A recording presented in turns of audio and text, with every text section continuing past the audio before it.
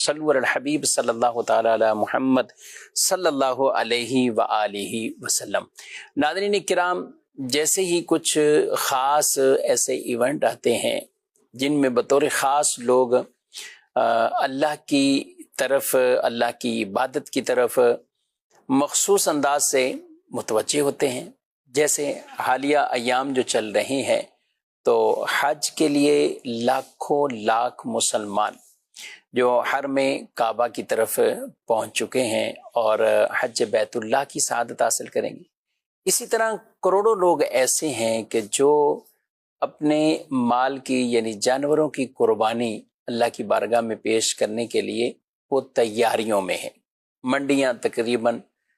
سج چکی ہوتی ہیں، منڈیوں میں جانور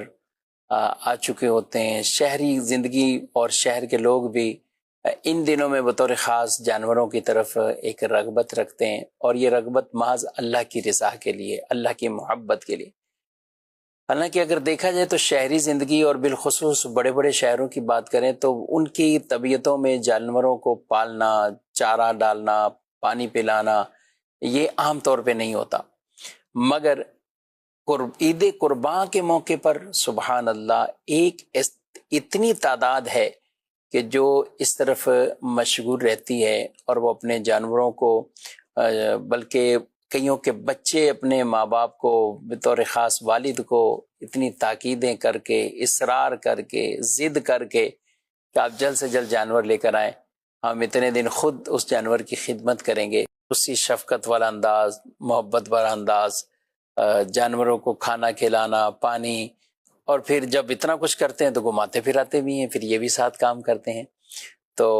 آپ کیا کہیں گے کہ یہ جو عبادت کے لیے اپنے آپ کو تیار کرنا اور جانوروں کے ساتھ جو یہ لگاؤ ہے، تو اس پر بھی ثواب ملے گا؟ بسم اللہ الرحمن الرحیم۔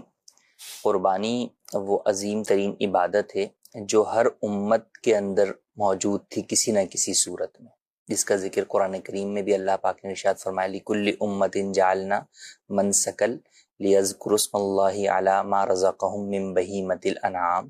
کہ اللہ نے جو انہیں جانوروں کی صورت کے اندر جو چیزیں دی ہیں، مویشی جو ہے وہ دیے ہیں، وہ اللہ کے نام پر جو ہے وہ اسے ذبح کریں، اللہ کے نام پر قربان کریں۔ تو یہ وہ عظیم عبادت ہے جو ہر دین کے اندر پائی جاتی ہے۔ اس اعتبار سے دیکھا جائے تو یقیناً مسلمانوں کا اس عبادت کی ادائیگی کے اندر دلچسپی لینا اور اس کے لیے پہلے سے تیاریاں کرنا، یہ یقیناً جو ہے وہ خوش آئند بات بھی ہے، اور اچھی نیتوں کے ساتھ ثواب کے بھی موجب ہے کہ اس پر ثواب کے بھی حقدار جو ہے وہ ہوں گے۔ اور جیسے جانور چونکہ جو ہے وہ جاندار چیز ہے، تو اس کے ساتھ بھلائی کرنے کا بھی اسلام میں حکم دیا گیا، تو یوں اس کی خیر خواہی کرنا، اس کی بھلائی کرنا، اس کے ساتھ جو ہے وہ احسن انداز میں پیش آنا، اس کو دانہ چارہ وغیرہ وقت پر رکھنا، اچھا اس کا خیال کرنا، اس کو سہلانا، اس کو جو ہے وہ اس طرح گھمانا کہ جو گھمانا اس کے لیے تکلیف کا باعث نہ بنے، تو یہ تمام چیزیں جو ہے وہ اچھی نیتوں کے ساتھ یقیناً ثواب کا باعث ہیں۔ اور احادیث مبارکہ کی طرف ہم نظر کریں تو فرمایا کہ قربانی خوش دلی سے کرو۔ تو یہ جو طیب نفس ہے، خوشی سے انسان کا کسی کام کو کرنا ہے، یہ پہلے والے سارے افعال جو ہے وہ اس چیز کی طرف گویا کہ انسان کو لے جانے والے ہوتے ہیں، کہ یعنی ایک یہ ہے کہ جناب مجبوری اور جبر کے اندر کہ بس مجھ پر تو واجب ہے، تو بس جو ہے نا اسی دن قربانی والے دن ہی کہیں پہ حصہ ڈال لیا یا